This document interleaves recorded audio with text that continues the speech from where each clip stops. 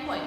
Okay, and in this chapter we are going to learn what are microorganisms, in which way they are useful for us, and how they are causing diseases, and in which way they are harmful for us. Okay, these are all the topics we are going to learn in this chapter, and today we are going to learn how they are useful, how they are acting as friends to us. Okay. Microorganisms means the organisms which we can't see with our naked eye. If you want to see the microorganisms, we have to use microscope only. Okay, in the natural daily environment we can't see microorganisms anywhere, but if you will observe the same environment under the microscope, you can observe so many microorganisms around us. These microorganisms, few are helpful and few are causing diseases to us. Okay, and microorganisms, normally those who are causing diseases, we can call them pathogens, and there are different types of microorganisms are there, based on their structure, functions, and their features. They are causing different diseases. And microorganisms we can see in all environmental conditions. In extreme hot conditions they can survive, and in extreme cold conditions also they can survive. Microorganisms are the only organisms which can survive in any way, and these microorganisms few are surviving in our inside our body also. And we can divide microorganisms into 5 parts: virus, protozoa, bacteria, algae, and fungi. These are the branches of microorganisms. Okay, and virus, bacteria, we already normally used to listen about these infections: bacterial infection, viral infection, fungal infection. Means these microorganisms are causing some infectious diseases. Whatever corona we are hearing now, that is because of a virus only. Okay, and protozoa also causing some diseases.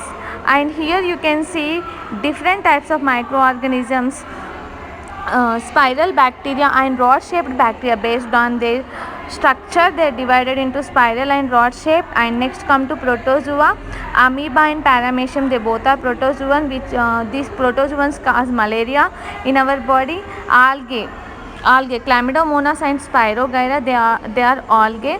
And fungi: bread mold, penicillium, and aspergillus. These are the microorganisms and types. Okay, and 4 groups of diseases causing microbes. Microbes nothing but pathogens: virus, protozoa, fungi, and bacteria. Algae will not cause any disease. They are also microorganism, but they are not causing any disease in our body.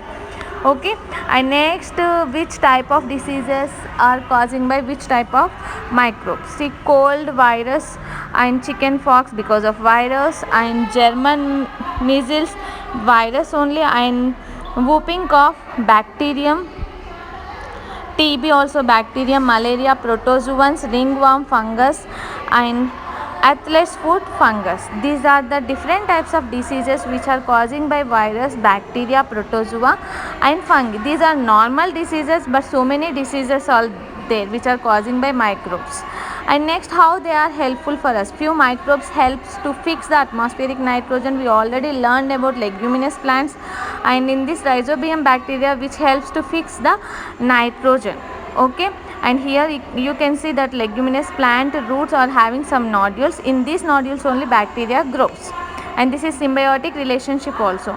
And few microorganisms helps to produce biofuel. Okay, and fertilizers. In the first chapter we learned fertilizers and manures, and manure also one type of